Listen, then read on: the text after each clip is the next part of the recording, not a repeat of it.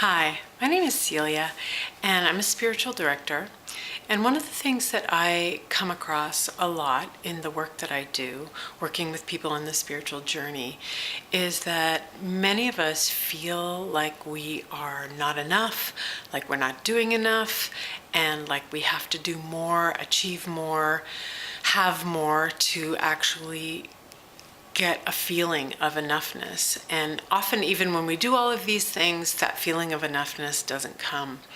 So I often lead workshops and retreats called Being Enough because I'm very interested in having this conversation about how do I experience being enough. And in my experience, being enough is actually an inside job.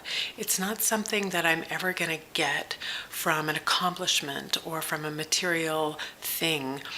No matter how much I do or how high I get on the ladder, it's still not enough to give me a sense of enoughness that comes from inside, that's actually valuable to me in a way that I can live and work with it in my daily life. So when I talk about being enough, I actually start from a much deeper place that goes beyond what I can do and what I can think and what I don't have and what I can't have. And I like to start with the idea that I am made up of something that is really unknowable and unseeable. So my essence, my being, and indeed all things that are made of the same substance. And that substance, without going into deep astrophysical explanation, can be called energy, very simply. So this energy that is who I am at the core, though not my human identity, it is the essence of all things.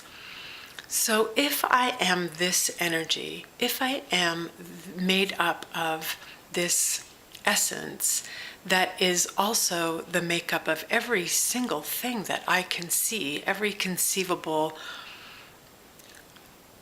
piece or item or being or experience in time and space, is made up of this substance, then how in the world can I not be enough?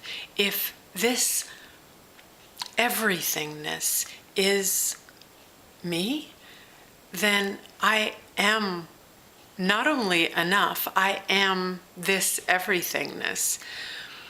The challenge comes when I also have my humanness entangled in that everythingness. And when I identify with my humanness, which is, often a scared, insecure, sometimes angry, sometimes resentful, sometimes judgmental person, it's very easy to feel and think and believe that I am not enough. But when I begin to identify with my everythingness, that I am the living, breathing substance of all that is, then I can start to really feel and know that I actually am enough from ground zero, because I am everything. I'm also human. Both are true. And the challenge, as I said, for the Being Enough journey is to learn how to identify with my everythingness, disidentify with my humanness while still holding my humanness in place. I am a human being after all. How do I hold both? How do I live from my everythingness while still being a human? It's the great question. It's the question for those of us on the spiritual journey. And I'm going to keep talking more about this in little videos that you can watch, because I feel like this is what we really need as human beings. I feel like we need to continue to wake up to ourselves as everything that is, so that we can be as human as we are without our not enoughness driving the bus, so to speak. So come on board, bring your everythingness, put it in the driver's seat, and let's see where we go. Thanks for listening.